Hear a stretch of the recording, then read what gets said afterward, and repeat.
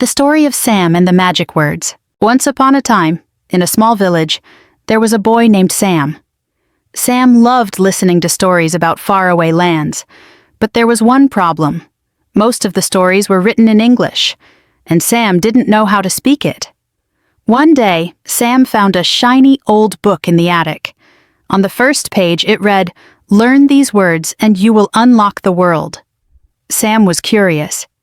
He decided to learn one word from the book every day. The first word he learned was, "hello." He practiced saying it to everyone he met. "Hello, Grandpa," he said one morning. His grandpa smiled and said, "Hello, Sam." Sam felt proud. The next day he learned the word thank you. When his mother gave him lunch, he said, "Thank you, Mom." She smiled and said, "You're welcome, Sam." Day by day, Sam learned more words. Please, yes, no, and even full sentences like, "How are you?" Soon, Sam was speaking short sentences in English. One day, a traveler from another country came to the village. He needed help finding the market.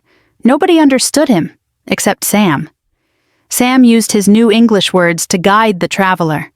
The traveler was so impressed, he gave Sam a small globe as a gift. Sam realized something amazing. Speaking English was like having a magic key. It helped him talk to people from all over the world, understand new stories, and even make friends with the traveler.